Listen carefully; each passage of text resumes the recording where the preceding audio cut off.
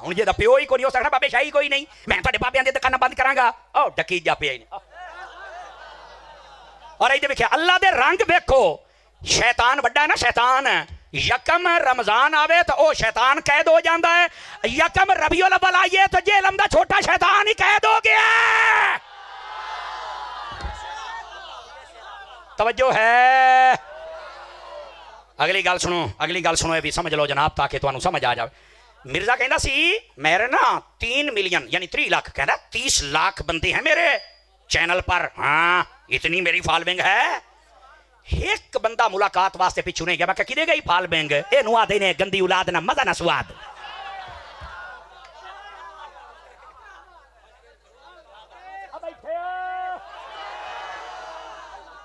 तड़कड़े होके पाओ ना। ते जदों बाबा जी खादिम रिजवी जाते सन, ते जदों मुमताज कादरी जाता सी, हाय हाय हाय सारा जहां वेखण वाला हुंदा सी जनाब। तो मैं क्या किधर की फॉलोइंग, मेरी फॉलोइंग है। ये डेमोक्रेटिक कंट्री है। हाँ, अगर यहां पे हमारी पुलिस और एजेंसीज गुलाम अहमद कादियानी दज्जाल की इबादत गाहों के बाहर सिक्योरिटी जुमे वाले दिन दे सकते हैं, और फिरकों की मसाजिद जिनमें एक दूसरे को काफिर कहा जाता है, बरेलवी, देवबंदी, अहले हदीस, शिया टॉलरेट करते हैं, वो कुफर के लेवल पे नहीं उतरते लेकिन उनके अंदर और खराबियां। अगर इन सब को गवर्नमेंट सिक्योरिटी दे रही है फिरका वारियत फैलाने के ऊपर, जिनकी मस्जिदों में दूसरी अजान के वक्त लोग आते हैं और सलाम फिरते ही जूतियों वाली जगह पे होते हैं, हाँ तुम्हारे 2 जुमले सुनने के लिए कोई तैयार नहीं है, और हमारी अकेडमी में 300-400 बंदा मेरे कुर्सी पे बैठने से पहले आ जाता है, और ये जुम्मा भी नहीं पढ़ रहे हैं, इतवार के दिन आए हुए हैं, ये भी नहीं कह सकते कि नमाज के चक्कर में आए हुए हैं। हाँ, और अभी तो मैं बुलाता नहीं हूं, हाँ वरना इस तरह की 10 अकेडमियां भी थोड़ी हैं, जरूरत नहीं है। तो अगर उन जगहों पर सिक्योरिटी है तो यहां होनी चाहिए, और वो देखे फिर दी है उन्होंने। इतनी सिक्योरिटी आपको कहीं नहीं किसी मस्जिद में नहीं नजर आएगी, और नहीं मैंने कोई नहीं मंगवाई हुई होती है, खुद उनकी जिम्मेदारी है, उन्होंने करना है। हाँ, तो अगर किसी को यह खदशा है ना कि जी वो इस तरह की एक्टिविटीज से कोई दर्स रोकेंगे, दर्स वो रोक नहीं सकते भाई।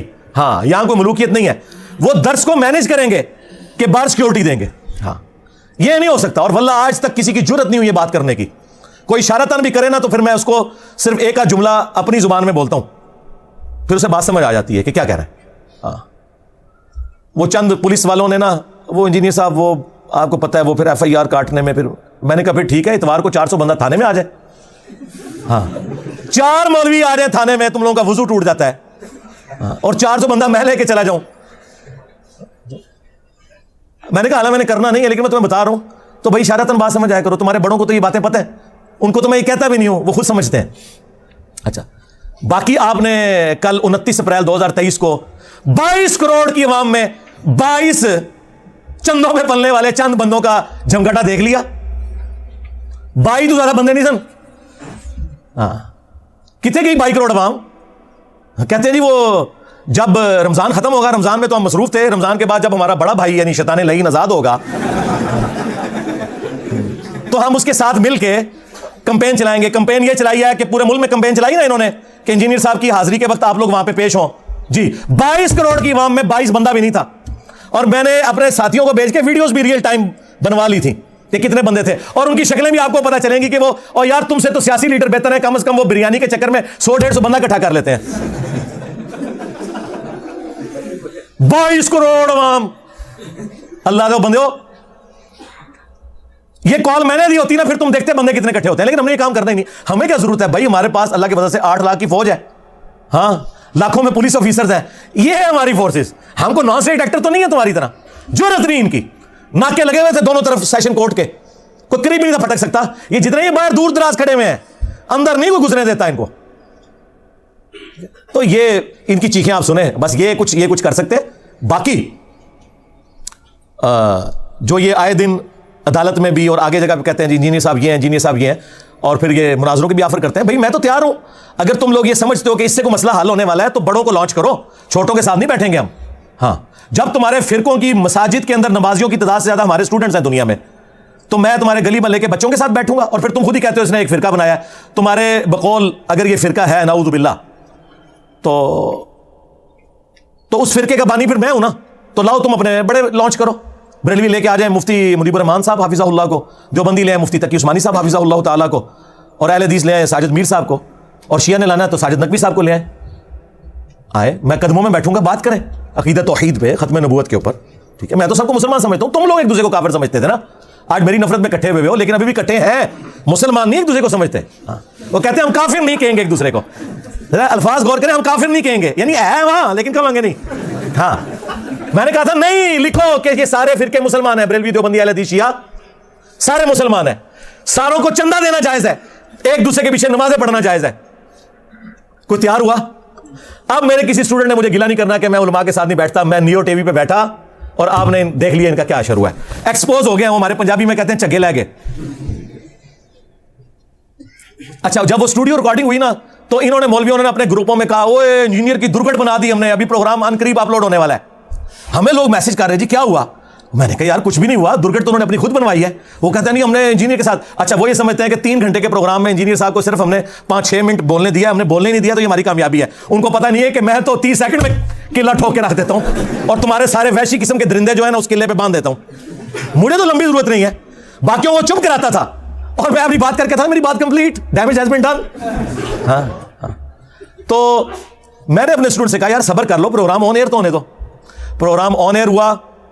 पाकिस्तान की हिस्ट्री में कोई मजहबी प्रोग्राम कभी, वैसे तो इनके मजहबी प्रोग्राम कहां से हिट होते हैं, वो जमाने थे जब कभी डॉक्टर तैयब कादरी साहब टीवी पे आते थे या डॉक्टर इसरार साहब, और लोग सारे काम छोड़ के उनकी वीडियो सुनते थे। मैं ज़िया उल हक के दौर की बात कर रहा हूं। मजहबी प्रोग्रामों ने क्या वायरल होना है, आप तो लोग देखते ही कोई नहीं। वो पाकिस्तान की हिस्ट्री का सबसे ज्यादा वायरल होने वाला प्रोग्राम, सबसे ज्यादा व्यूअरशिप जब वो हुआ, अब इन्होंने बैनर लगाए हुए नियो टीवी का बाइकाट कर दो। हाय मैं सदके जावा, ओए एक टिकट 2 मजे, मैंने तुम्हारे एक टिकट का एक मजा भी खराब कर दिया है। हाँ, जो तुम ले रहे थे, यानी कि दोनों खराब कर दिए, एक भी नहीं लेने दूंगा। तो ये आप देखें जब वो चीज होती है तो फिर क्या साहब। तो अब आप लोगों ने कोई गिला शिकवा नहीं करना। जी टीवी पे सुलह हसन पे हुआ प्रोग्राम, देख लें कैसे मोबाइल खोल के दिशा में लब देना आखिरी टाइम, जिस तरह नलायक स्टूडेंट ना पेपर से 2 मिनट पहले किताबा खोल के इंजन देख देने, ओए फिर भी सप्ली आनी थोड़ी तैयारी करके, वो तो पता नहीं कितने बैठे हो। हाँ, ओए तुहाडा इब्ने तैमिया, तुहाडा आला हज़रत, तुहाडा श्री थानवी भी कबर तो निकले ना, वो भी नहीं बैठ सकता क्योंकि उन्होंने भी सिर्फ बुजुर्गों की कहानियां नकल की हैं। कुरान हदीस पढ़ा होगा तो बैठेंगे ना, वहां तो बात हो रही कुरान हदीस की। कोई शेर पढ़ रहा है, कोई अल्फाजी कर रहा है, अल्लाह के बंदे हो, प्रोग्राम हजरत हसन इब्ने अली के ऊपर है तो कहानियां कर रहे हो, हदीसा उन्होंने साहब की याद, और जो याद सी वही कुछ बयान करना सी ना उन्होंने। उन्हें क्या पता था कि आगे प्रोग्राम जो है वो हसन इब्ने अली पे है, तो इंजीनियर साहब बैठे हुए हैं, हमारी कहानी नहीं चलेगी। आपको पता है अगले जमानों में जिन लोगों को ज्यादा सवाल याद नहीं होते थे ना, तो अगर पेपर में 5 सवाल है ना, वो 5 सवालों की जगह एक ही सवाल लिख के सिर्फ हेडिंग्स चेंज करते जाते थे, क्योंकि टीचर्स के पास भी टाइम नहीं होता था, वो गिट्ठा नापते सन तो पास भी हो जाते सन। इन्होंने समझा असि 2-4 सहाबा दे बारी रवायतां याद कीतियां ने, चाहे अहले बैत पे प्रोग्राम हो चाहे बुजुर्गों पे, हम वो सुना देंगे और गिट्ठा नाप के तो कामयाब हो जाएंगे। इसना तो नहीं होगा। और सुलह हसन के ऊपर जो ढकोसला इन्होंने किया था वो मैंने एक्सपोज किया। मेरा ख्याल है अब इसके बाद मुझे किसी के साथ बैठने की जरूरत नहीं, लेकिन फिर भी ये चूंकि मुख्तलिफ FIRs के जरिए मुख्तलिफ चीज़ों के जरिए उभारते हैं कि जी इंजीनियर साहब को गवर्नमेंट बिठाए, तो मैं आज ये अनाउंसमेंट कर रहा हूं कि मैं गवर्नमेंट अगर कोई ऐसा प्रोग्राम अरेंज करती है तो मैं बैठने के लिए तैयार हूं। शर्त यह होगी कि इनके बड़े बैठेंगे, यानी बरेलवियों के मुफ्ती मुनीबुर रहमान साहब, देवबंदियों के मुफ्ती तकी उस्मानी साहब, अहले हदीस के साजिद मीर साहब, अहले तशय्यो के साजिद नकवी साहब।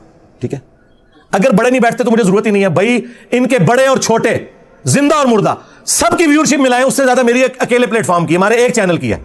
यह भी मेहरबानी है कि मैं बैठ रहा हूं, वरना मुझे कहना चाहिए अपने बुजुर्गों को कब्रों से निकाल के मेरे साथ बिठाओ, क्योंकि वो जिंदा तो होते हैं ना। अगर यार वो कासम नौतवी कब्र से निकल के देवबंदियों की 2 मौलवियों की सुलह करवा ले यार, एक बार मेरे से भी काट लो बाहर, कटो बाहर और नहीं कोई बाबा निकलना, क्योंकि बाबा तैयार हो जाओ, बाबाओं के बाबा आ रहे हैं, बाबाओं के बाबा आ गए हैं, बाबा तैयार हो जाओ। ए उड़ क्या तू पहले से कबर तो निकल दे, उदो ही निकलेंगे डरन गए उधर, इंजीनियर साहब से नहीं किसे फिर रहे गए। ठीक है ना, तो मैं तैयार हूं, गवर्नमेंट लेवल पे हो, बड़े बैठेंगे और लाइव चलाओ और बुनियादी कायद पे बात करो। बुनियादी कायद, अकीदे तौहीद, अकीदे रिसालत व खत्म नबूवत, अकीदे आखिरत, और फिर बुजुर्गों ने जो तकफीरी सोचें थी वो डिस्कस करो। मुझे बताएं ये लोग तैयार हो सकते हैं? कहते हैं कि जी वो हमारे बड़े ये कर गए थे तो आप क्यों हाईलाइट करते हैं? भाई अगर अल मुहन्नद अल मुफन्नद, हुस्सामुल हरमैन, अल बरेलविया, ये किताबें मैंने किसी गार से दरियाफ्त की होती हैं, किसी कुएं की तह से निकाली होती, फिर तो तुम मुझे गिला करो। तुम लोग छाप रहे हो और टेक्स्ट बुक के तौर पे पढ़ाते हो अपने आने वाले बच्चों को, ताकि वो तुम्हारे फिरकों की शैतानी औलाद बन के आगे सिलसिला चलता रहे, तो मुझे क्यों गिला कर रहे हो? तो जिन जिन बुजुर्गों ने जिन जिन अल्फाज के साथ एक दूसरे को इस्लाम से निकाला था ना, उन बुजुर्गों की रूहानी औलादों को उन्हीं अल्फाज के साथ अपने बुजुर्गों से ऐलान बरात करना होगा, तब क़याम पाकिस्तान मुकम्मल होगा। ये जाली क़याम पाकिस्तान अपने कौन रखो। हाँ, और आपको बताइए कभी भी तैयार नहीं होंगे। हाँ, वो अल्लाह के बंदो, इनकी चालाकियां, इनकी होशियारियां, ये आम दुनियादार लोगों को, हमारी सिक्योरिटी एजेंसीज को, हमारे प्राइम मिनिस्टर्स को, इन लोगों को नहीं समझ आ सकती। वो हमें पता है, हम तो सूंघ के बता देते हैं ये किस स्टेशन से बोल रहे हैं और क्या करना चाह रहे हैं और इसमें इन्होंने क्या चालाकी है। हमारा एक गर्म तौलिया इन सारों के चेहरों से निकाब उतार देता है। उतरा है ना? तो अगर फिर भी शौक है, बड़ों को निकालो, बैठेंगे इंशाल्लाह। और आपको पता है कभी भी नहीं बैठेंगे आप लोग, तो बिल्कुल गिला न करें, बैठे हैं तो आप हालत देख लें। 2 मिनट नहीं बोलने देते, इन्हें पता होता है 2 मिनट में ही हमारा काम हो जाना है। हाँ, सब एक्टिंग करके एक दूसरे को बस लेपा पोती कर रहे होते हैं, इससे ज्यादा कुछ भी नहीं है। और मैं आपको बताऊं, ये जो पोस्टें भी बनी होती है ना, पोस्टों पे कभी इन्होंने मौलाना फजल रहमान की तस्वीर लगाई हुई है, सिराजुल हक साहब की लगाई हुई है, साद रिजवी साहब की लगाई है, उनको पता भी नहीं होता कि उनके नाम पे इन्होंने पोस्टें बनाई हुई हैं। हम सबसे राब्ते में होते हैं भाई, हमें रियल टाइम पता होता है। मैं अपने स्टूडेंट्स को पहले ही बता रहा था, कोई बंदे में नहीं आएंगे इधर। साद रिजवी साहब की तस्वीर लगाई हुई थी ना, एक बंदा को टीएलपी का नजर आया आपको? 22 करोड़ में से 22 बंदे नहीं इकट्ठे कर सके। किसने निकलना है मेरे भाई? इस तरह नहीं होता। ये कोई बनाना पब्लिक नहीं है, ये ना पुराने जमाने हैं कि आप जत्थे बना के तो नॉन स्टेट एक्टर बन के तो निकल आओ भाई। अब FATF हाफिज़हुल्लाह ताला आए मैं सदके, हाँ, ज़रबे अज़्ब हाफिज़हुल्लाह ताला, रद्दुल फसाद हाफिज़हुल्लाह ताला की बरकत से मौलवियों तुसी गए। हाँ, एक काम उन खत्म। अगर पाकिस्तान में रहना ना तो तुम लोग इन एक्टिविटीज के साथ नहीं आ रह सकते। इधर वो लोग रहेंगे जो हमारे तरीके से इल्मी इख्तिलाफ करते हैं। आपस में तो तुम इल्मी इख्तिलाफ ही करते थे ना, एक दूसरे को मारते तो नहीं थे, सवाए वो कुछ अरसा जो आलाकार बने रहे। और वो भी 2 फिरके थे, वो प्रॉक्सी वार्स थी, सऊदीया और ईरान की आई, अदरवाइज। और अब तो बिल्कुल तुम एक दूसरे के खिलाफ बात नहीं कर रहे। इस सारे इत्तेहाद उम्मत का क्रेडिट सिर्फ एक बंदे को जाता है, अगरचे मेरे खिलाफ है। और आप अंदाजा करें, अब मैं बताता हूं कि टॉपिक कौन सा होगा। मैं वीडियो एक टॉपिक पे बनाता हूं ना, सारे मेरी तस्वीर लगा के उसे रिबटल करते हैं। यानी इनके पास टॉपिक्स भी कोई नहीं है बात करने के लिए इस्लाम पे, क्योंकि इनकी बात कोई नहीं सुनता। टीवी चैनल्स पे मैं नहीं बैठा हुआ, मुझे डिस्कस कर रहे हैं। उनके दूसरे वाले क्लिप देखें, 200-250 बंदों ने देखा हुआ है, और जिसमें मेरा नाम लेके मेरी तस्वीर लगा रहे हैं, मैं मौजूद भी नहीं हूं टीवी चैनल के ऊपर। उसकी व्यूअरशिप हजारों में। मैंने फिर टीवी चैनल से राब्ता किया, मैंने कहा यार मैं तुम लोगों को नोटिस भिजवा सकता हूं कि मैं वहां मौजूद नहीं हूं। क्या काम था कि मुझे डिस्कस किया जाए, नाम लिए बगैर 2-3 चैनल्स ने हरकत की। तो उन्होंने मुझे सॉरी किया कि जी ये ज्यादती। मैंने कहा इनको शौक है ना तो मुझे बुला लो, मैं लाइव आ जाऊंगा, इनको भी बुला लो कि मेरे साथ बैठ के बात कर ले।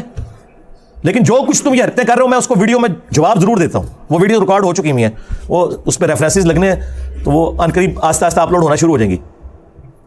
वो कहते हैं जीनी साहब हमें पता है इनका लेवल ही नहीं आपके साथ बैठ सके। तो मैंने कहा फिर मुझे ना डिस्कस किया करो, जाओ अपने मौजूद डिस्कस करो, मेरी तस्वीर क्यों लगाते हो जब इनके अंदर गट्स ही मौजूद नहीं कि ये कोई इल्मी बात कर सके। तो इसलिए किसी चीज की टेंशन लेने की जरूरत नहीं मेरे भाई, फोकस रहे अपनी दावत के ऊपर। हाँ, आम लोगों में मेहनत करें, जाहिलों को उनके हाल पे छोड़ दें। अगर नबी इस्लाम ये गम लगा के बैठ जाते कि जब तक बनु हाशिम में से अबू लहब कलमा नहीं पढ़ता तो मैं बनु उमैया के सामने इस्लाम की दावत कैसे रखूंगा, तो फिर नबी इस्लाम दावत का काम कैसे करते? ठीक है, आपने अपने दावत का काम करना है। जो बिके हुए लोग हैं, जो जिद पे अड़े हुए हैं, उनकी इस्लाह नहीं हो सकती है। आप अपने दिमाग में बात बैठा लें ना, आपने किसी को घोल के कोई चीज पिलानी है। ये तो नबी को हुक्म है कुरान में कि आपने ये काम नहीं करना। इन्नका ला तहदी मन अहबब्ता वलाकिन्नल्लाह यहदी मन यशा। ऐ नबी, जिससे तुम मोहब्बत करते हो तुम उसे हिदायत नहीं दे सकते, अल्लाह जिसे चाहता है हिदायत देता है। और अल्लाह किसे हिदायत देता है? वल्लज़ीना जाहदू फीना लनहदियन्नहुम सुबुलना। जो लोग हमारी राह में कोशिश करेंगे हम अपनी राहें उनके लिए खोल देंगे। अगरचे रसूलुल्लाह हमारी हिदायत के इमाम है। व इन्नका लतहदी इला सिरातिम मुस्तकीम। ऐ नबी, बेशक तुम सिरात मुस्तकीम की तरफ लोगों को हिदायत देते हो, लेकिन हिदायत दावत की हद तक है, घोल के नहीं आप पिला सकते। ना नबी इस्लाम पिला सकते हैं ना हम दावत का काम करेंगे। कोल्ड वार है, ये मेरा जुमला आपने याद रखना है। अल्लाह के फजल से हम फिरकों के खिलाफ कोल्ड वार विन कर चुके हैं, हमें किसी भी हार्ट वार की जरूरत नहीं है। इस बात को समझें। हाँ, ये पैसिव रेजिस्टेंस के साथ ये दावत का काम जारी है, ये इसी तरीके से जारी रहेगा। हमने नमाजें इन्हीं के पीछे पढ़नी है, चंदे इन्हीं को देने हैं, इनके हाथ भी चूमने हैं हद को झुके बगैर। हाँ, इनको हाफिज़हुल्लाह भी कहना है, मर जाएंगे इनके जनाजे भी पढ़ने हैं, दुआएं भी करनी है इनके लिए। हमारे भाई हैं जी, बस अल्लाह ताला ने अगर इनको तौफीक दी तो हिदायत मिल जाएगी, अगर नहीं मिलती है तो हम जबरदस्ती तो नहीं दे सकते। लेकिन इनके मुकाबले पे हम भी गाली गलौज करें, हम भी उस किस्म की गलत एक्टिविटीज परफॉर्म करें, कानून को हाथ में लेने की कोशिश करें, उसका कोई फायदा नहीं है। और ये लोग यही चाहते हैं कि जिस तरह इन्होंने पूरी दुनिया में इस्लाम को और फिरकों को बदनाम करवाया, इंजीनियर साहब को भी उसी डगर पे चला के बदनाम करवाएं। लेकिन मैंने आप लोगों को पहले भी बताया कि बनु उमैया की चालें जहां खत्म होती है ना, वहां से हमारी अकल स्टार्ट होती है। हाँ, मैं कभी भी एहलकार नहीं चीजों का बनता अल्लाह के फजल से। हाँ, जब हमारी स्टेट पॉलिसी थी ना इन मौलवियों को गोद लेना और एसेट बना के यूज करना, मैं उस वक्त किसी के कहने में नहीं था।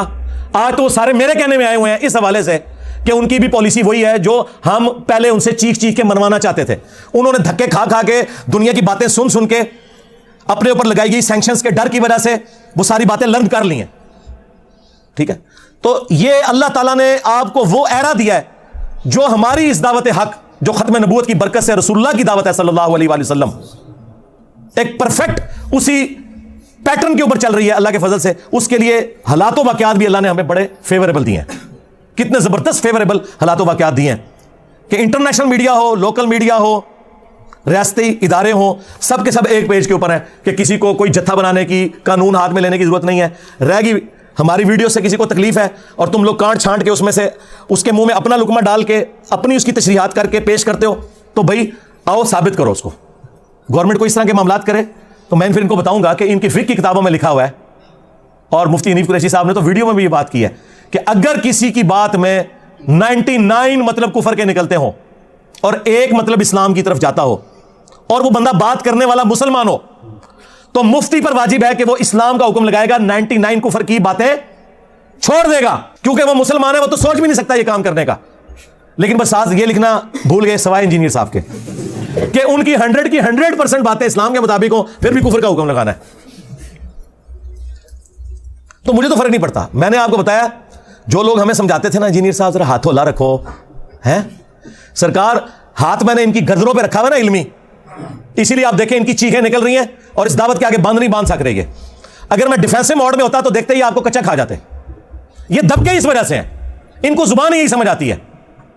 साद रिजवी ने मेरे बारे में बकवास की ना कि इसने हज़रत अबू बकर की गुस्ताखी की है, तो फिर मैंने कैसा उसको ऊपर से लेकर नीचे तक दलाइल के साथ जिसना ज़ेर किया है, बोला दोबारा सामने नहीं बोला, लेकिन लैदगी में मुझे उसने पैगाम भिजवाया कि जी अली भाई ने मेरे साथ ज्यादती की है। मैंने कहा क्यों? वो जी मैंने तो अली भाई को कहा ही नहीं था। अंदाजा करो, वो तो इन्होंने अली भाई की तस्वीर जोड़ के और साथ ये सारा कुछ कर दिया। मैंने तो वैसे जनरल बात की थी, आप मुझे बताएं उसके जुमले वो जनरल थे। और दूसरा, उसका सोशल मीडिया और उसके ये सारे थंबनेल्स मैं चलाता हूं और नीचे टाइटल में भी मेरा नाम लिखा हुआ है, इंजीनियर उल्दी मिर्जा को जवाब। मैंने कहा फिर भी मैं तैयार हूं कि तुमने मुझे नहीं कहा होगा, लेकिन आगे वीडियो में बात करो। ये ठीक है ना, मेरी डिमांड ठीक है कि नहीं? तुम ये कर दो, मैं वो पुरानी वीडियोस डिलीट कर दूंगा, चलो। और तुम अगर ये कह दो कि हमारे बुजुर्गों ने गुस्ताखाना इबारतें जो छापी थी ये सब के सब काफिर हैं तुम्हारे फतवे की तहत, क्योंकि तुम लोग तो कहते हो उनके कुफर में शक करने वाले भी काफिर, उनका दिफा करने वाले भी काफिर। ये सारे वो है ना जो जुमले इन्होंने हमें सिखाया ना, हमने तो इनसे सीखे हुए हैं। और हमारे सारे बुजुर्गों का इल्म गैब फारिग कि जिन्हें पता ही नहीं कि उनकी किताबों में सब कुछ लिखा हुआ है। तो अगली मोहर मैं क्रेन पे लगाऊंगा इंशाअल्लाह, और टाइम क़यामत तक है। हमें क्या हर्ज है इस मामले में? बहरहाल जी, जिस तरह सुलह हुदैबिया के बाद मुशरिकीन अरब ने रसूलुल्लाह को पावर तस्लीम कर लिया था, किया था ना, अगरचे उसकी शराइत बज़ाहिर मुसलमानों के खिलाफ थी, लेकिन मुस्तकबिल में साबित हुआ कि वही शराइत मुसलमानों के हक में निकली। हजरत अबू बसीर रज़ी अल्लाह ताला अन्हु की बरकत से अल्लाह ने उसको किस तरीके, इसीलिए अल्लाह ने तो पहले कह दिया था इन्ना फतहना लका फतहम मुबीना। असल फतह सुलह हुदैबिया है, फतह मक्का तो उसका बच्चा है। जो असल फतह है वो सुलह हुदैबिया, क्योंकि सुलह हुदैबिया के बाद फिर काफिर दोबारा मदीने पर नहीं चढ़े, फिर मुसलमानों ने ही फतह मक्का किया है। तो वो शराइत बज़ाहिर ऐसी थी। लिहाजा हमें अगर रियासती इदारों के साथ बज़ाहिर किसी मामले में कंप्रोमाइज करना पड़े अपने मुखालफीन के हवाले से, तो आप उसे सुलह हुदैबिया की शराइत के तौर पर एक्सेप्ट किया करें। अल्टीमेटली इसका फायदा हमें ही होना है। ये मैं बातें इशारतन कर रहा हूं, इसमें आपने रंग खुद भर लेने हैं। हाँ, वो बातें मुझे सामने करने की जरूरत नहीं है, और ये करने इसलिए जरूरी है कि हमारे स्टूडेंट्स का गुस्सा ठंडा हो। ठीक है, क्योंकि ये स्टूडेंट्स भी हम पे जो है ना, ये उन्हीं बुजुर्गों ने मुसल्लत किए हैं ना। हाँ, हजरत उमर रज़ी अल्लाह ताला अन्हु जब इस्लाम कबूल करेंगे, फिर वो काफिरों को तो नहीं छोड़ेंगे ना। तो अब ये लोग अगर अपने फिरके छोड़ के आए हैं तो आप वो कहते हैं हम उनको नहीं छोड़ेंगे, तो ये काम आप ना करें। आप सुलह हुदैबिया को फॉलो करें। हजरत अबू बकर सिद्दीक रज़ी अल्लाह ताला अन्हु की उस हिकमत को देखें कि उन्होंने कहा कि वो अल्लाह के रसूल हैं उमर, अगर रसूलुल्लाह ने ये एग्री किए हैं ना, तो इसमें तुम हिकमत समझो। अगरचे हमें कोई वही की ताईद हासिल नहीं है, लेकिन वही की ताईद मुसलमानों की जमात को इस हवाले से हासिल है, वो अमरुहुम शूरा बैनहुम। मैं कोई डिक्टेटरशिप नहीं है यहां पे। हाँ, मेरे आपको बच्चे भी कभी एकेडमी में नजर नहीं आएंगे, कभी कभार कभी शौकिया आ जाए तो मैं उनको इधर लाता भी नहीं हूं।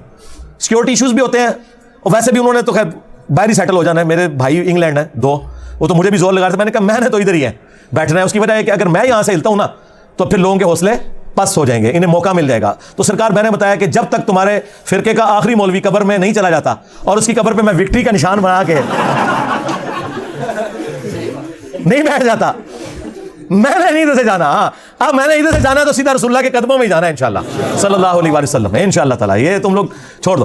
तो इस तरह के बाज़ औक़ात हमें कोई कंप्रोमाइज करने पड़ते हैं, वो आप समझें कि हम एक लॉन्ग टर्म मामलात के लिए उसको लेके चल रहे होते हैं। हमें कोई जरूरत नहीं है किसी किस्म की इस किस्म की खाना जंगी में पड़ने की। दावत का काम करें। जब कोल्ड वार आप विन कर रहे हैं तो क्या जरूरत है खाम खा इस तरह की एक्टिविटीज करना कि जिसकी वजह से कोई मामलात बिगड़े, ठीक है। इसलिए मैं बार बार अपने स्टूडेंट्स को कहता हूं कि मेरी तरफ से किसी को गाली निकालने की, किसी रियासती इदारे को बुरा कहने की, किसी इंडिविजुअल की गलत हरकत के ऊपर गाली गलौज करने की या उसके ऊपर कोई एक्टिविटी परफॉर्म करने की किसी को कोई इजाजत नहीं है, ना मैं किसी को ऑन करूंगा इस हवाले से, क्योंकि इसका फायदा नहीं है ना। मुझे बताएं, ये दावत का काम मेरा हजारों लोगों को यहां इतवार वाले दिन बैठ के मिलना पिछले एटलीस्ट 12-14 साल से, ये काम इसी तरीके से कंटिन्यू रहे तो ये सारे मामलात मजीद फैलेंगे। और अगर हम इस तरह के कामों में पड़े और फिर कानूनन कोई एक्टिविटी परफॉर्म हो तो हमारे मुखालफीन के पास तो लूज करने के लिए अब कुछ नहीं है, ठीक है। अगर कोई बदकार औरत कपड़े उतार के तो रोड पे आ जाए तो अब उसके साथ क्या आप और करेंगे? हम तो इज्जतदार लोग हैं ना, हमें तो ये काम नहीं करने, हमें लूज करने के लिए बहुत कुछ है दावत हक के वाले से। इनके पास तो कुछ भी नहीं, इनके पल्ले। ये तो हमें उन्हीं मामलात में उलझाना चाहते हैं और हम नहीं उलझेंगे। क्यों? कि जहां से बनु मैया और तुम्हारे मामू की अकल खत्म होती है ना, वहां से इंजीनियर साहब की अकल स्टार्ट होती है इंशाअल्लाह ताला। पहले तुम लोगों ने अहले बैत के मानने वालों को रुलाया, अब क़यामत तक बनु उमैया के खिदमत गुजारों की चीखें इंशाअल्लाह ताला बुलंद होंगी और हम उसे और हमारी आने वाली नस्लें उसे एंजॉय करेंगी।